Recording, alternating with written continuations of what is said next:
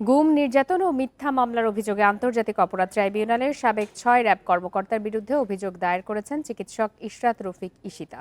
দুপুরে ট্রাইব্যুনালের চিফ প্রসিকিউটরের দপ্তরে লিখিত অভিযোগ দেন তিনি। এদিকে বৈষম্য বিরোধী আন্দোলনে নিহত এক চিকিৎসকের পরিবার শেখ হাসিনা সহ ৭১ জনের বিরুদ্ধে আরেকটি অভিযোগ দায়ের করেছেন।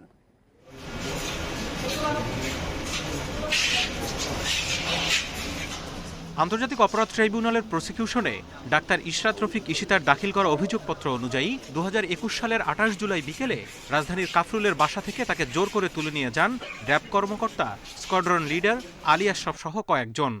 এরপর র্যাব সদর দপ্তরে ৫ দিন আটকে রেখে নির্যাতনের পর মাদক ও অবৈধ দ্রব্য সামনে রেখে ছবি তোলা হয় ঈশিতার।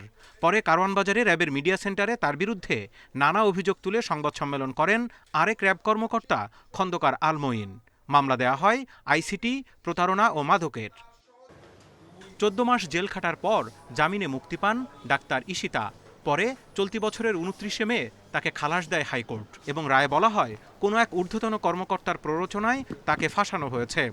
এই ঘটনায় বিচার চেয়ে রোববার আন্তর্জাতিক অপরাধ ট্রাইব্যুনালে অভিযোগ দায়ের করেন ঈশিতা।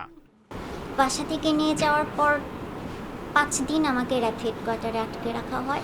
এরপর তারা নিজেরাই মানে তৈরি করেছে যেটা ইউনিফর্ম, আর তাদের তৈরি আরও কিছু ড্রেস ছিল, ব্লেজার, শুজ, এগুলো পরায় এবং এগুলো পরিয়ে ছবি তোলে মাদক পাচারকারী দলের সাথে।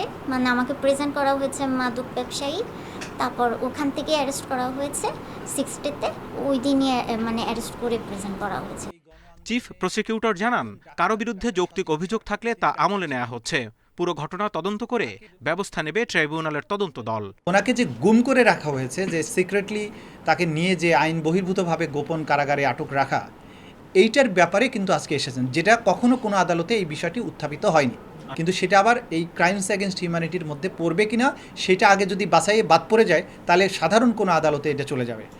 এদিকে বৈষম্য বিরোধী আন্দোলনে রাজধানীর উত্তরার আজমপুরে পুলিশের গুলিতে ডাক্তার সজীব সরকারের মৃত্যুর ঘটনায় সাবেক প্রধানমন্ত্রী শেখ হাসিনা সহ ৭১ জনের বিরুদ্ধে আন্তর্জাতিক অপরাধ ট্রাইব্যুনালে আরও একটি অভিযোগ দায়ের করেছে নিহতের পরিবার। Zahidul Bashar, Independent News, Dhaka.